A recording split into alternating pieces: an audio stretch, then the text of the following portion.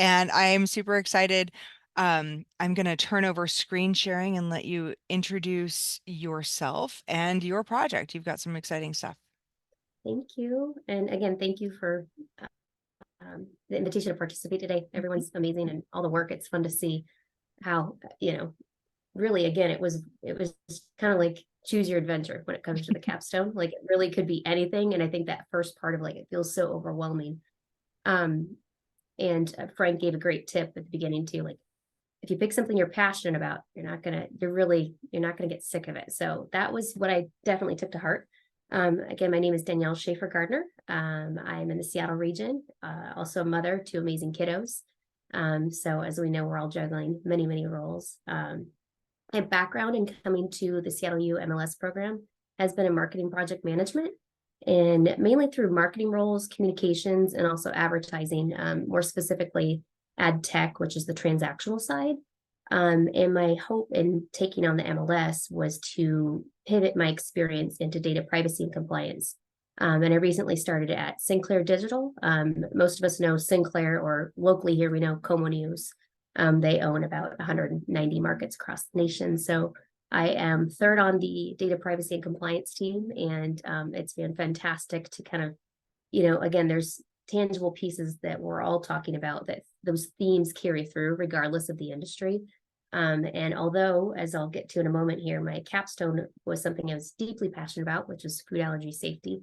I can tell you that every step of the way, I started to see parallels, and in the work that I do day to day, and also in the capstone and what I was able to take from the capstone as an academic project, but then actually bring it to the real world and see that come to life. So with that, really, again, the deliverable could have been anything for many of us. It can be a checklist, it can be a toolkit. And I wanted to focus on an industry as a whole, the restaurant industry. And I decided, like, as far as a statement of work, how could I solve this problem? It would best be done with something really dynamic, something that would be a living, breathing tool for potential stakeholders to interact with and to build from. And typically when you're looking at legislation around a specific issue, it's like a one sheet, it's like literally one, you want to have a boilerplate, like here's the top level stuff and here's the language surrounding that. But I decided to have fun and really build a website and go in with that. One of the other concepts we explored was design thinking in our coursework. And I want to highlight that because really that was something that was a concept that was brought to us from, again, other industry thinking, but tackling problems that are ill-defined or unknown. This project for me and this problem was that. And so starting with that design thinking, as I was able to empathize with, again, the industry and where they would be coming from and how would this work for them. And I'll kind of walk through that. And I want to dial it back just one other quick notch as far as, for prospective students or current students. There was it was a corporate compliance and ethics course, right? And we were tasked with writing quite a lengthy research paper of what investigative work we wanted to solve there. And it was in that paper, I looked at food allergy compliance and restaurant risk management. I was like digging this up, kind of preparing. I was like, huh. And I feel like that for me, so for, current students, potential students, that was the what, like here's the problem. And my capstone was the how, was like my reply and how I would solve that. So with that, let's see, hopefully successfully share the screen here and go to. All right, are you guys with me? Can you see? Yep. Sean? All right, so this is the both bill. And I'm going to move this over a little bit. A couple of overlapping things here. I brought in the both bill, and that was to, as you can see, food allergy safety and compliance made simple.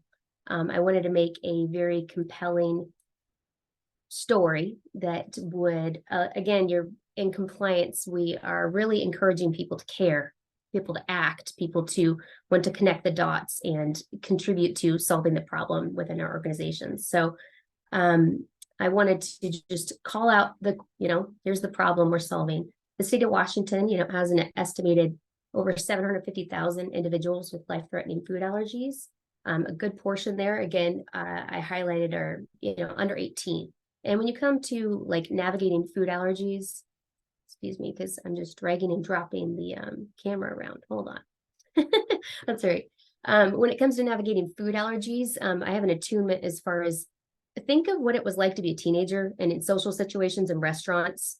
And, you have special dietary restrictions, and how do you speak up? How do you, and that's really where, again, like their world is expanding socially. And how do we empower them to have those conversations to, eat safely? And so a really startling statistic I focused on in my research too, nearly half of fatal food allergy reactions over a 13-year period were caused by food served at a restaurant or other food service establishment, which is quite startling. So again, most of the reactions that are happening are not when you're preparing food at home or you're at someone else's house, right? And this is again because we can go to the grocery store, we can pull a product off the shelf, and as it is defined, there are ingredients on the back of the label, and that is governed by the FDA. When it comes to restaurants, that's where I saw the gap in compliance. Was when you go to a restaurant, I order something off a menu, there is no requirement for them to disclose what is in that dish. You're, as I would call it, it's very much a telephone game. When you look at the server, okay, I can't have this. Okay, good. You're kind of watching where do they go back. I mean, that's still the way it is. And similar to like data protection laws, like this is jurisdictionally driven, how specific counties or states have decided to handle this. So I thought King County was poised to be able to tackle the problem. Again, it's one of the largest metropolitan health departments in the US. And I wanted to also, social justice is a big part of King County, as we know. And their public health mission is to protect and improve the health and well-being of all people in King County. Yet in our region, we don't have those consistent food safety practices. So that's where I brought in the both bill, both also standing for back of the house. Kind of wanted to put a fun play on that, and I want the communication to come both ways. I had a chance to meet Sarah actually when I was in DC. Like this is a great example as far as when you think of compliance and risk mitigation. Her story was one where she had ordered French fries from a restaurant, let them know of her allergies, everything was good to go. But little did she know that the night prior, the staff after the shift closed deep fried Snickers in what was the food fryer, right? So this is something that's not even on the menu, something that you'd never know, and caused a cross, contact with the allergen that she's allergic to, and how anaphylactic shock, unintentionally occurred.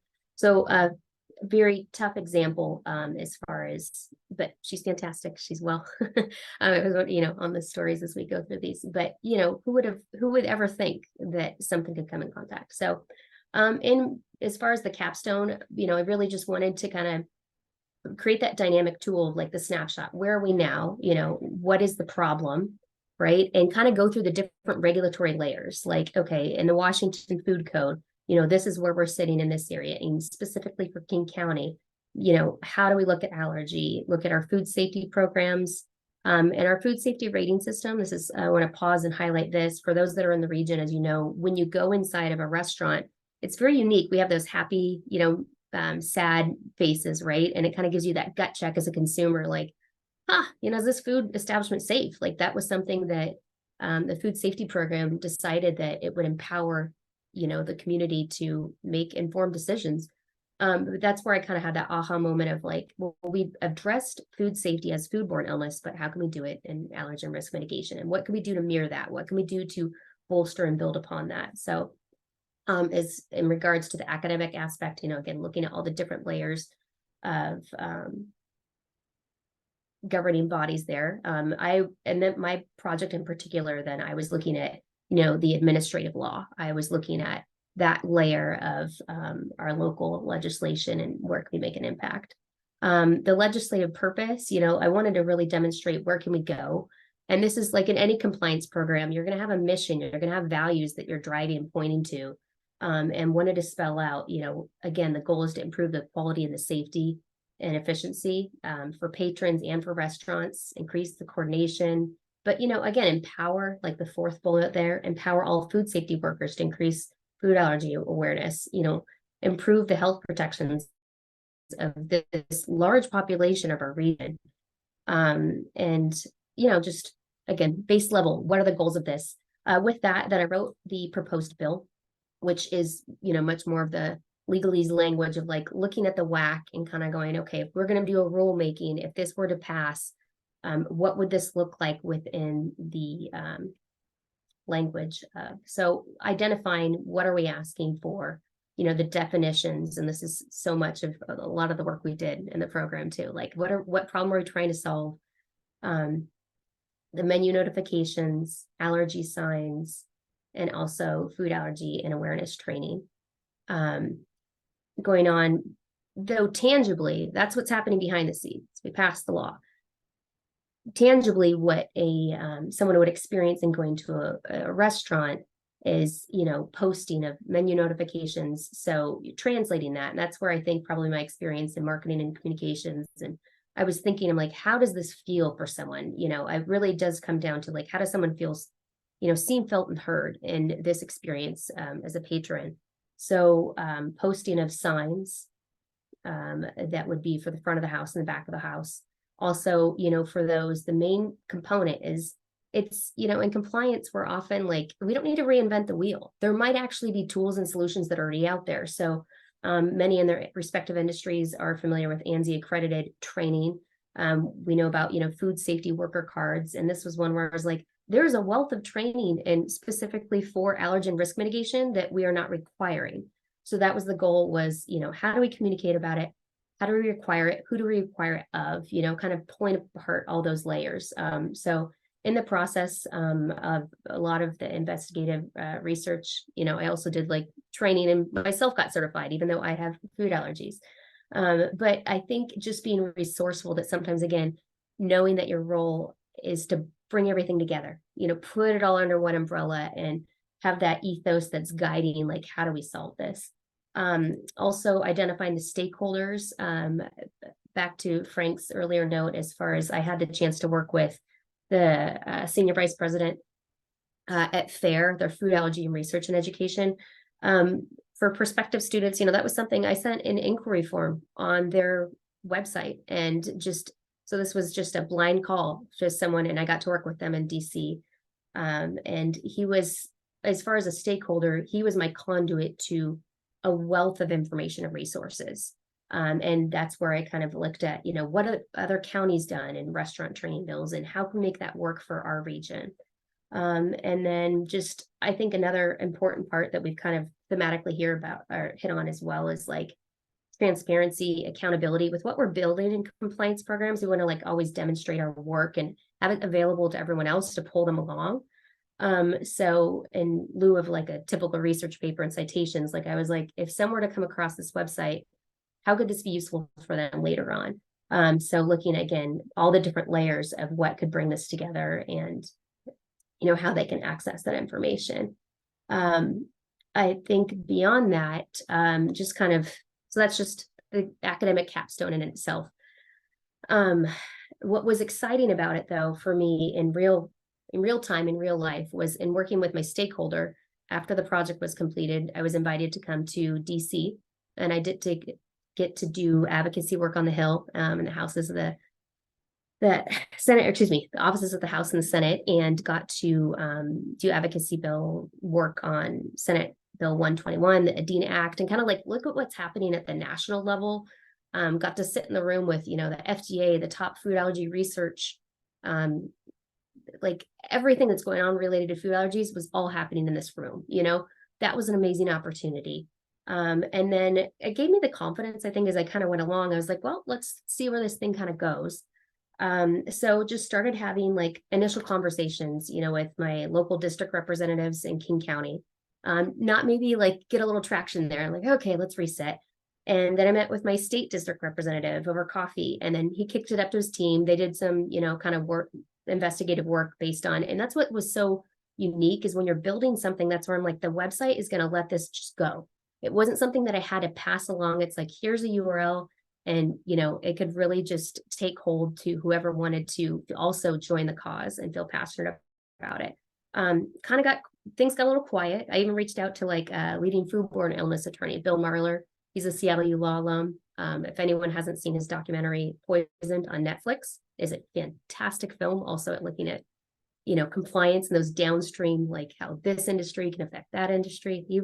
it's just things like that. As a CW alum, you have that whole network to build from. So I continued on a lot of curious conversations. And then out of the blue, I got this LinkedIn message from the King County Department of Health. It was like, hey, we'd like to talk to you about your bill. And I was like, oh goodness, like, and all these different conversations I was having, with food allergy research doctors and things like that. I thought, I didn't know. So they didn't really say how it came to them. And it was interesting. It was just myself. And he's like, I'm going to bring some colleagues in. Um, and we just talked about it. And I was like, no, this wasn't an academic vacuum, because they were like, we're kind of curious. Like, I had the King County logo on it. I wanted to make it look quite real as far as the Capstone program was concerned. And it was a great conversation. There was very complimentary of the work. But I did make some tweaks as far as making sure I took off the King County logo, and, just like making sure that we looked at, the district representatives, like, this is proposed stakeholders. I had that language there, but making sure, like, this is a snapshot of what could be. I'm illuminating a path, but that will evolve. And but after I made those changes, it was a great conversation, but it was kind of one of those, like, oh my goodness, I've caught someone's attention, but what do I do with this? And so I asked them, I said, well, who can I talk to next? And then they got me in touch with the state Department of Health. And I've been working with them since. In the especially the last handful of months. Just this week, I actually got a copy of, I can show you here. I'll go back to that one more time. I got a copy this week from the State Department of Health of their rendition of what are, so they actually took the entire toolkit, and there's other signs as well, and checklists. And as they were developing the different program tools for the state, it was so nice that it was that collaborative process. Very rarely in government do they want to be like, here's the problem and the solution, and but I kind of just stayed true to myself with having a lot of curious conversations and saying I was available if there's anything that they needed, and just kind of like continue on that way. And so earlier versions of this, like, it was just having that critical eye of like, is this the way we want to describe this? If these are specific directions we're giving, I'm kind of going high level here. It gets much more nuanced when you look at, the FDA and what is the federal food code, how that relates to the state, how that relates to the county. So, compliance, voluntary compliance is not necessarily, that's a wish, right? And so these are tools that are it was a huge path that was presented to me that was able to like expedite the process of awareness, and that advocacy work. But there'll be continued work to come as far as like looking at the FDA food code and how that layers in. And so that enforceability part is something that we can still work on. And there's some areas we're still exploring that I'm working with the State Department of Health. So that's a little bit about Capstone into real life. It's something I'm deeply passionate about, and I could geek out and talk on forever, but I'll probably just open it up for questions because maybe it's a little bit more illustrative in that way. I always love coming back to this capstone. I think one of my favorite parts about it is that it's so, when people ask me, students or prospective students ask me, well, what should I do? I'm like, literally, you can do anything, right? Which is daunting. But compliance is truly everywhere. So I think that your project highlights that really well.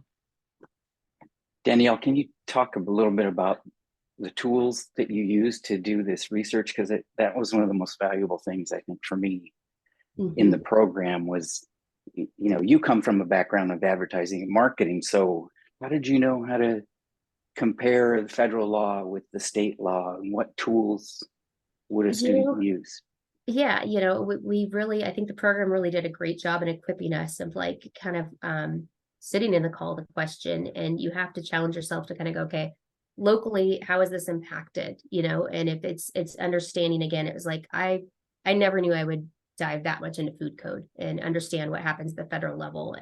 But not be intimidated by it. It's a great question, John, but just ask the right conversations. And I kind of, as I went along, I gained confidence where I'm like, I'm talking to people that work on the committee for the FDA, and how they're looking at allergen risk mitigation there, and what are they proposing. And so for me, a lot of my research was a lot of interviewing, a lot of industry research related to how do they solve this problem in relation to foodborne, and how can we mirror. It's kind of like, again, looking at what works in this way, how can we add to that, where, and often we're looking at, like, when we say a gap in compliance, this was an area I was like, there's so many, all the pieces already there. We already have, food safety programs, we have food handlers permits, we have food safety inspectors that go out every day and, ensure that we have access to safe food. So looking at the bits and pieces that were in place and kind of going, how can we work within that? I'm not sure if that answers your question directly, John. Yeah, I was also thinking about, we did some classwork on rulemaking and how do citizens participate in that. And we were provided tools like LexisNexis and Westlaw. Yeah. And all that would have been totally foreign to me prior to the program. And so anyway, it's another way that the Capstone helped bring together all of those skills that we had learned in the previous, 1.5, 2 years. Absolutely. Absolutely. But yeah, I looked at other jurisdictions. I looked at other areas and kind of thought, how did they solve this problem? And I wasn't afraid to like pick up the phone and also just talk to State Department of Health, or excuse me, not state, but Department of Health in Westchester County in New York. Talk to a food safety inspector there in New York and just, how is this working for you in day to day? Like, how is the public responding to this? And I think that's the unique role of compliance professionals, is like, we can come up with the if wishes were fishes plan, right? And say, here's the way, but how does it work in practicality? How is this going to work? Restaurant industry is very, transitory. You have staff coming and going and changing all the time. You have, huge, large corporations that have chain restaurants that, it's very dialed in how they get their ingredients, who their suppliers are, and they know what's in their food. And you have the mom and pop restaurants that, like source things locally from farms, or, communication can even be a barrier, and English may not be the first language. So it's such a beautiful and diverse industry of like, how do you support and empower those that are carrying this out for consumers? And I think it's being conscious too of like in compliance programs, like we know that we can't always reduce the risk to zero. Like I'm someone that navigates the world and knows like this is in a way to empower and create awareness. But how can we mitigate it? So it's also letting restaurants know, like, these are tools so you can better communicate about it. These are ways you can better understand. These are, this is how your staff can just some of those common knowledge pieces. And it's just a slow change the tide of understanding the importance of it. Hey, Danielle, it's Christian. I know I met when you were first kind of formulating this project, and I shared I'm celiac, so dining is always a challenging experience. So there's a lot of different reflections, but seeing that initial conversation, what the output was from that is incredible, and that journey. But your biggest point that I picked up was, when you first start a program like this, sometimes, I don't know about everyone else, that first term, I thought, how is this going to work, right? Why are we taking these 2 courses first? And by the time I got to the end, it was just like, you see all the cards go tick, tick, tick, tick, tick, right? And I think your project is such a perfect example of, that foundation of American law and history, and understanding what the past is and where we are and where we want to go. And your journey is just really such an amazing reflection of all those elements coming together. Even thinking to Margot's project, the social piece of it. I actually thought about you at a restaurant, because every restaurant has a different logo that describes whether something is gluten-free or if it's vegan or vegetarian. So every time you sit down as someone with, this situation at hand, you have to learn a new restaurant language, right? So which symbols mean what? And as you were talking about your project, I was like, oh, maybe one day where there'll be this standardization, on a menu where you can go in and just look and say, boom, I'm okay with this one. Congratulations. It's pretty exciting to see and hear about how this all came together, and is even continuing past that final deliverable for the program and becoming such a live, element in your life. So thank you very much for sharing that.